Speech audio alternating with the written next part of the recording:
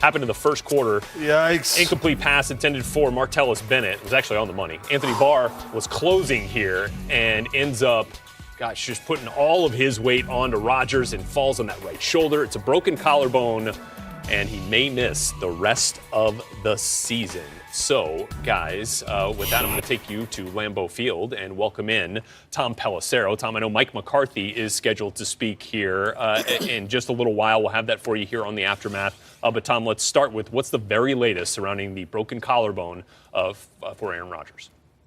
Aaron Rodgers continues to undergo tests as the Packers and Rodgers himself just try to get a handle on exactly what they're dealing with. They know that it's a broken collarbone.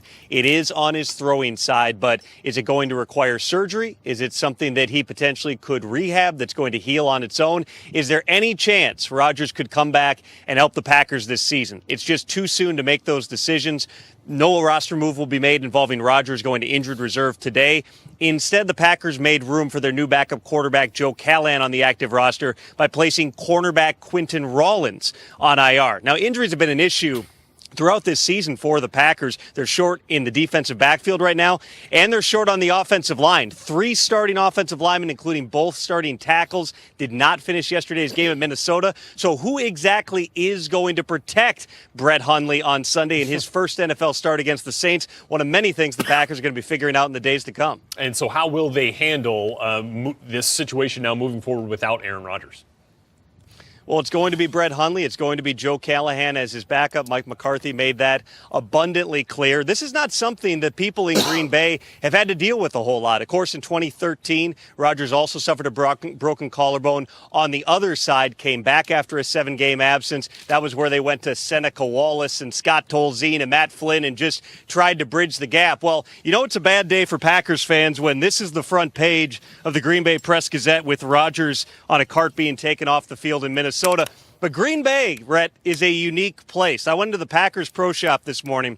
The guy in front of me went up to the counter and said, "Can I get a Brett Hundley jersey made?" I talked to him a little bit. I asked him, what exactly happened here? He said, well, I was watching the game, saw Rodgers go down, told my girlfriend, I guess I could try to golf the next couple of Sundays. She smacked him, said, you got to have faith in our new guy. So he went in to get a Hundley jersey made. They told me that was the 9th person to come in and ask for a Brett Hundley custom jersey today.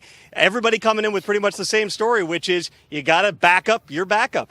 Well, if you wanted to know what the confidence level was there in Green Bay with Brett Hundley taking over as a quarterback, just look at the jersey sales. I like it. Tom Pelissero, live for us there in Green Bay with the latest. Thank you very much, Tom. The girlfriend smacked him and then chugged the rest of her beer. So let's look at what the Packers have had to do without Aaron Rodgers. Just 2-6-1 since 2013.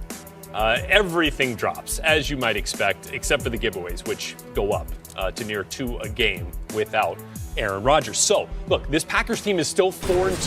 They're still very much in the NFC North race as much as there is one going into Week 7 of the season. So, who is now, though, the team to beat in the NFC? What do you think, Heath? The most consistent team's been the Eagles. And I always start old school. What's my offensive line look like? What's my defensive line look like? I think you're going to be hard-pressed to find me 2 better units in the league, not just in the NFC. I know what Seattle's defensive line looks like. I also know what their offensive line looks like. And so that's what leads me to put the Eagles in my number 1 spot in the NFC right now. They have a quarterback that his mobility breaks, defensive line like Seattle has to offer. He breaks those type teams back. And then Fletcher Cox. Where do I even go?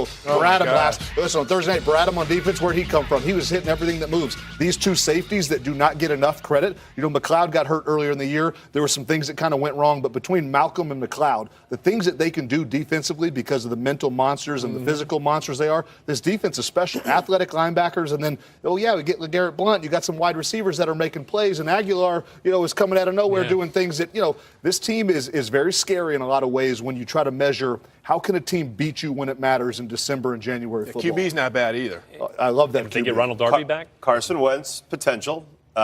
Fletcher Cox, great player nobody really knows about, but terrific player. In the aftermath, yeah. Russell Wilson, Earl Thomas, Richard Sherman, Pete Carroll, champions. That team knows exactly how to turn it up and turn it on. They have not wowed anybody yet. They added Sheldon Richardson, who we saw against the Starting to Rams, play well last starting week. to make Yeah. a pretty big impact. Got Michael Bennett, Bobby Wagner. There are just too many guys on that Seattle Seahawks team who know what it takes to rev it up. Aaron Rodgers now presumably not around to give them, I think, their best threat. And, I just believe they still have unfinished business. They were 2 feet away from back-to-back championships.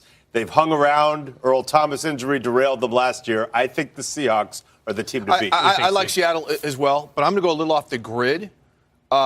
The Los Angeles Rams are a team. A guy called me crazy, but we've got to keep an eye on them. Crazy. You talked You're about, crazy.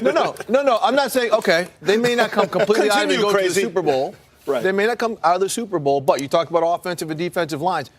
Not bad for the. You got Aaron Donald, and Michael Brockers, and Robert Quinn, and those guys, and Connor Barwin on defense. Offensively, that offensive line is playing significantly better. Right. Okay, they've Aaron got some Brobert. issues in the secondary. Yep. But the running game, Todd Gurley. Now you got special teams. Farrell Cooper here popping one. They scare me because of defensive line, and Seattle scares me because of offensive line.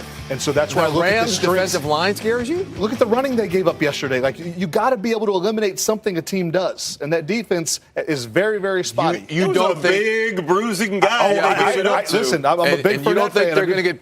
I think the Rams are the team that could get better. Their schedule is favorable for them to I get agree better. with both those statements. Now, when they get into the nitty gritty, and now we get to the playoffs, you still have to say to yourself, if you look at the way the Rams are built, who's really can? Seattle. Seattle. Okay, Seattle Philly. gets them. But it's, the NFC. It's early, man. Hey, I agree with you. Don't sleep on the Panthers either. No. Well, and what if the Packers stay afloat long enough to find themselves? I mean, very much in the race. Yeah. Come week 16, 17 in this NFC North. And if Throwing Aaron shoulder. It Rodgers- was 6-7 weeks last time with Aaron. Yeah. That was the left shoulder throwing shoulder. I would assume would be very different. I don't know. with I'm not the going to return. count him out You just get yet. in the playoffs and you got Aaron Rodgers, you always got got a a chance. And we've got NFL Network insider Ian Rappaport joining the Aftermath once again here to talk about a couple more injuries. Let's start with another team there in the NFC North, the Detroit Lions, who saw Golden Tate leave that loss to the Saints early. Left that loss with a shoulder injury. I'm told he's expected to miss some time, likely a couple weeks.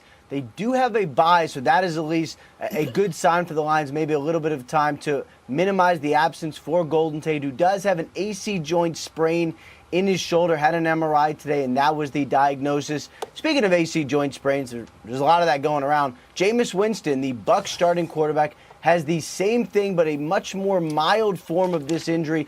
He does have it to his throwing shoulder, so that is a little bit of cause for concern. But my understanding, first of all, Winston having some tests today on that, but my understanding is that this is something that they believe he will be able to play through.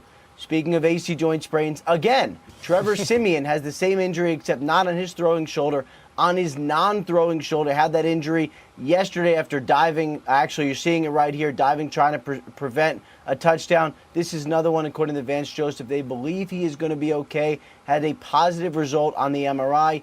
Not the same for Emmanuel Sanders, though. His receiver has an ankle sprain, going to be out this week against the Chargers, and maybe another week after that. Yeah, Simeon dealt with a injury to his non-throwing shoulder last year as well, so we'll see how he's able to deal with that moving forward. This Ian one's Rappaport. not as bad. Not as bad. Okay, well, good to know. Thanks very much, Ian.